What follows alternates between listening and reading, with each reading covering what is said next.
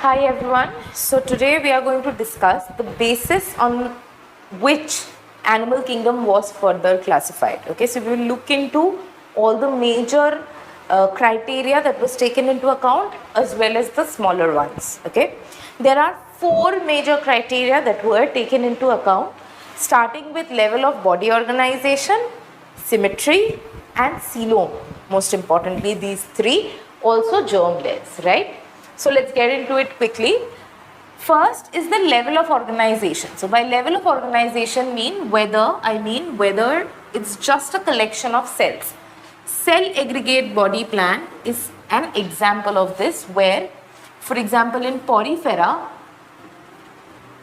what you have are choanocytes, different kinds of cells which come together form a mass aggregation, but there is no coordination between each cell. Okay, so the cells are non-coordinated and they form a cluster. Then we call it a cell aggregate body plan.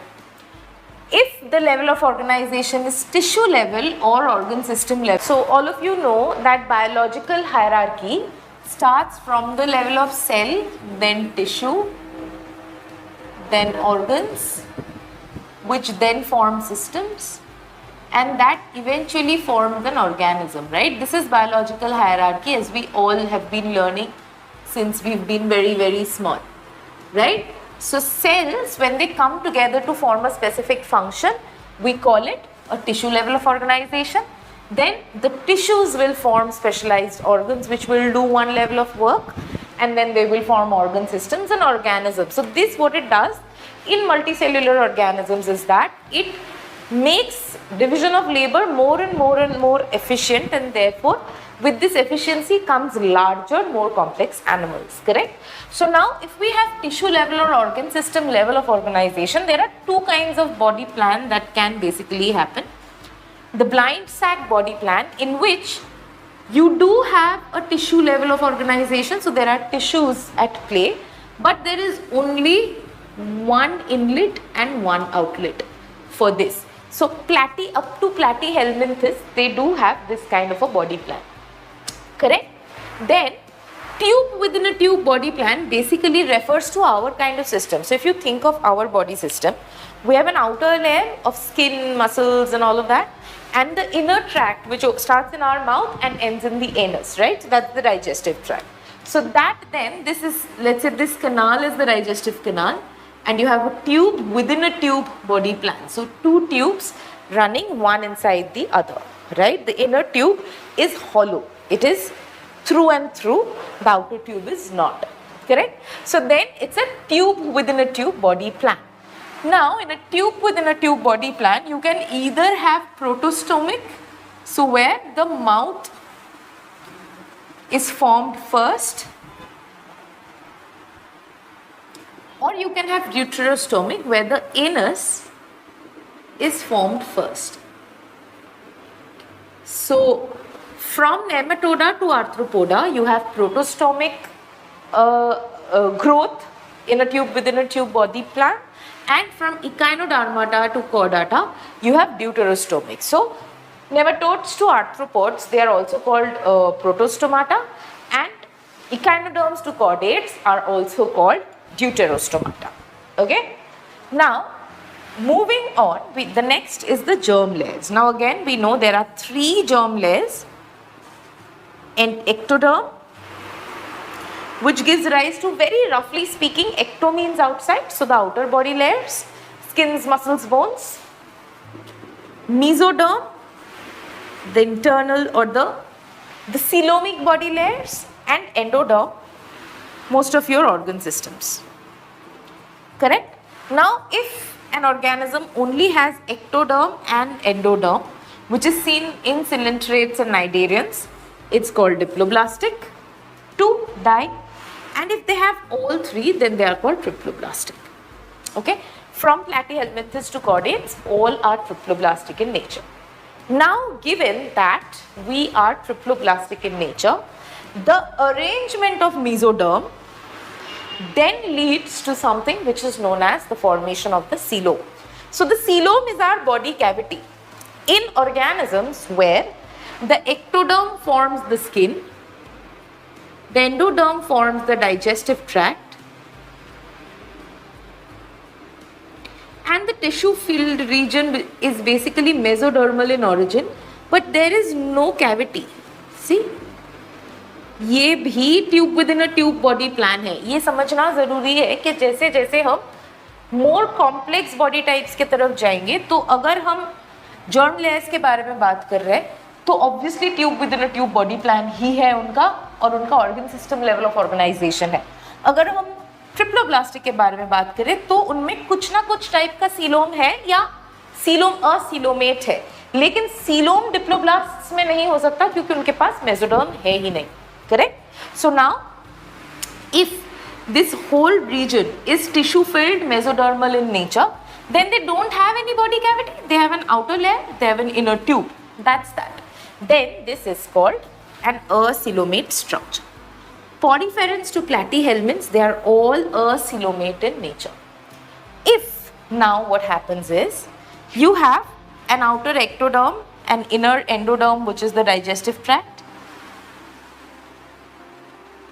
and you have a mesodermal layer, yes, but beyond it you also, so this is the mesoderm, okay, let it stay, and beyond it you have a fluid filled region like this, right, which has mesoderm on one side, and then you directly have your endoderm.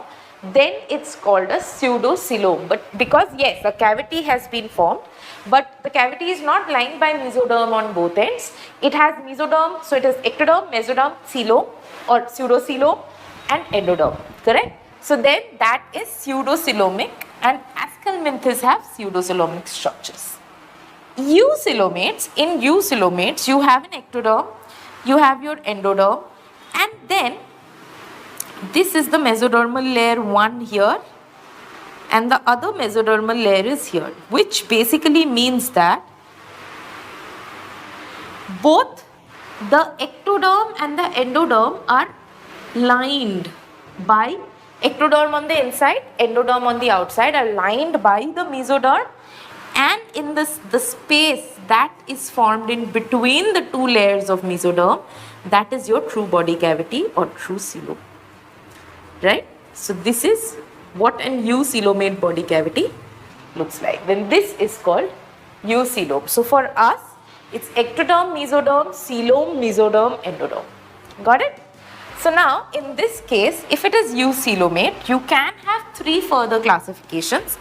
If the eucoelomate coelom is filled with blood-like fluid, which happens in arthropodas and mollusks, then we call it hemocoelomate.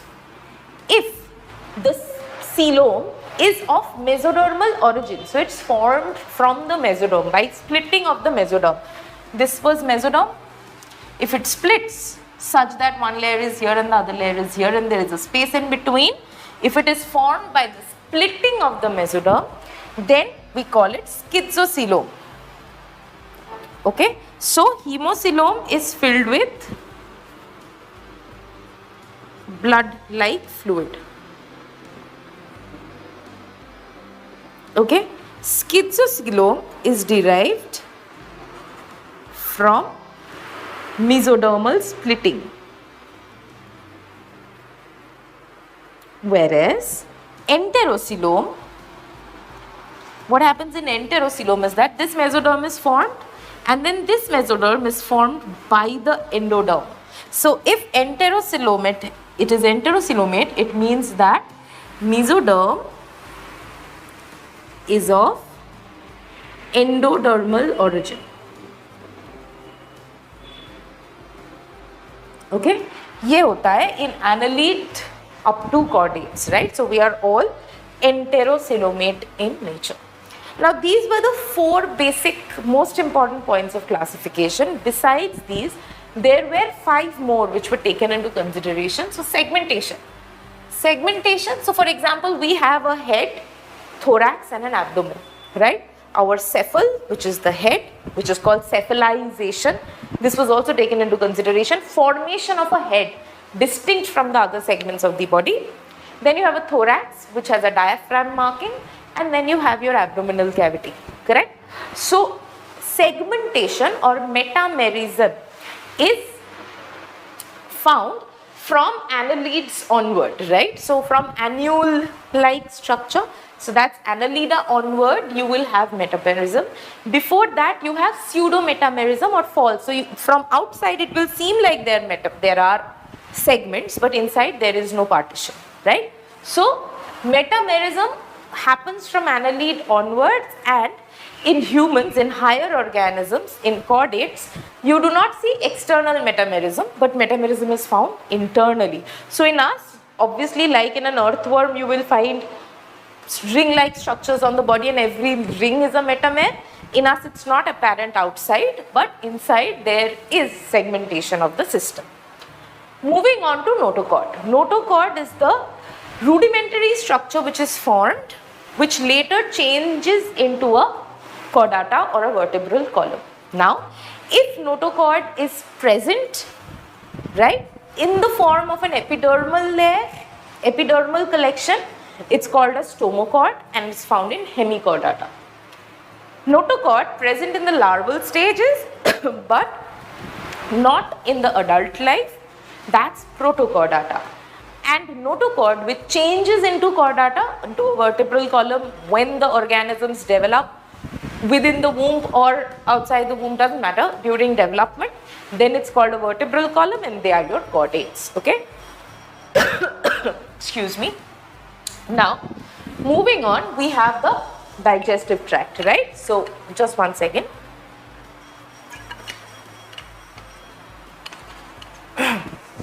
So, the digestive tract can be of two types. It can be a, see, if it is a blind sac plant, then it's an one-ended digestive tract. It's a blind digestive tract. There is no anus. There is one mouth-like opening. That will happen in Platyhelminthes. And then those that have a tube within a tube body plan, an opening and an outlet, they will have a complete digestive tract, which is found from nematoda onwards. Obviously, they are linked, right? Based on the body plan, you will either have a blind sac digestive tract or a complete digestive tract. Reproduction, now reproduction can, like fertilization basically, could, all of them are mostly sexually reproducing. Fertilization could be external or internal.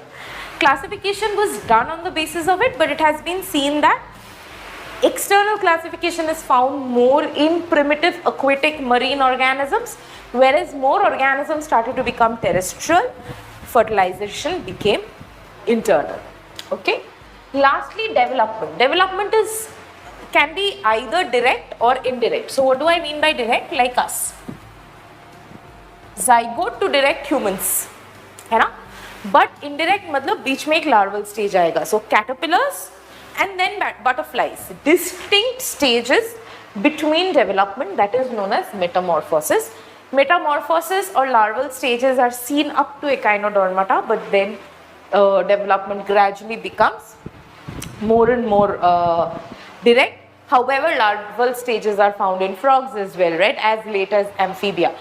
Because of these ambiguousness of these characters, there is too much of back and fro, right, of these characters. You cannot just say कि echinodermata के बाद larvae नहीं बनते. That doesn't happen, right? Because of that, they are not the distinct features based on which classification was done. These four were, क्योंकि एक stage के बाद जो मॉडिफिकेशन हुआ, बाकियों सब में वो मॉडिफिकेशन दिखा. ये बैक एंड फोर्थ नहीं हुआ, but these can also be taken into consideration when it comes to classification. Okay, I hope this was clear to you. This is very, very important to be able to understand the next video which we will be doing, which is the mind map of the animal kingdom. So I hope you understand it. If you have any doubts, please drop them in the comments. Thank you.